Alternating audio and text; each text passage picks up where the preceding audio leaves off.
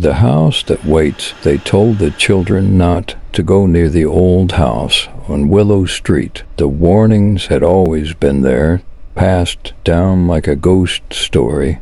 Yet every generation had its rebels, kids who dared each other to step onto the rotting porch, teens who claimed they saw a shadow move in the upstairs window. A few swore they heard whispers through the boarded-up walls. No one ever stayed long enough to find out the truth until David. David had just moved to town. He didn't believe in ghost stories. He didn't believe in curses. He was bored, and the house was the only thing that seemed even remotely interesting in this sleepy little town. So on Halloween night, under a full moon, he crossed the street and walked straight up the front steps. The wood groaned beneath his feet, but he didn't stop. He pushed open the door and locked. Of course, it was always unlocked. The air inside was thick, stale, like a place that had been waiting too long to be disturbed. Dust coated every surface,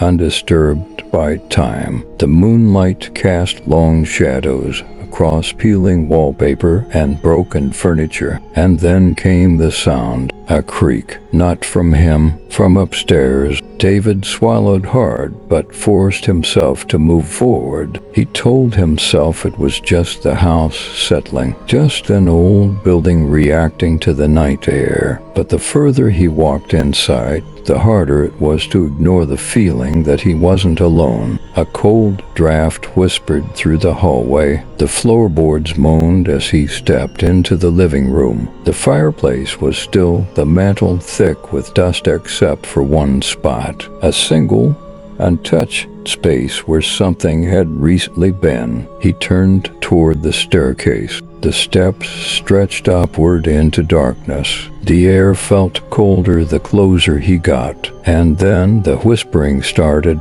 It came from above, soft, almost playful, like children giggling just out of sight. David clenched his fists. "Hello?" His voice came out weaker than he wanted. The whispering stopped. The silence stretched, thick and unnatural. Then, thump, a heavy footstep above him. Then another, slow, deliberate. Someone was up there. David's breath came fast now, his instincts screaming at him to run. But something inside him, a stubborn, stupid curiosity, pushed him forward. He placed a foot on the first step. The floorboards groaned. Another step. The air turned ice cold. He reached the landing, his heart hammering in his chest. The hallway stretched before him, doors lining both sides. At the very end, one stood slightly open. The whispers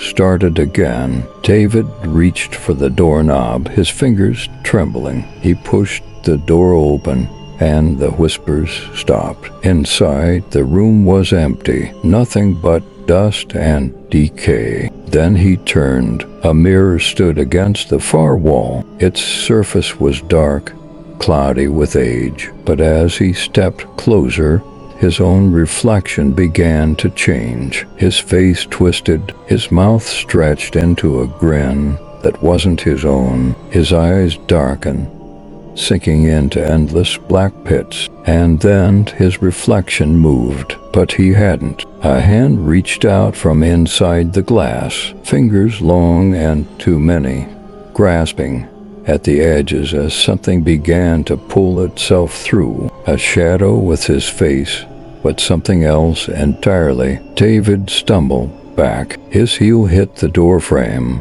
sending him sprawling to the floor. The thing in the mirror grinned wider, stepping closer out of the frame into the room. David turned and ran. He flew down the stairs, the walls seeming to pulse around him. The house groaned, breathing, alive. He didn't look back. He couldn't. He hit the front door at full speed, bursting onto the porch and into the cold night air. And the house went silent. The town found him the next morning, sitting on the curb across the street, staring at the house with wide, empty eyes. He didn't speak, didn't move, but his reflection in the window of the old house, that one still smile,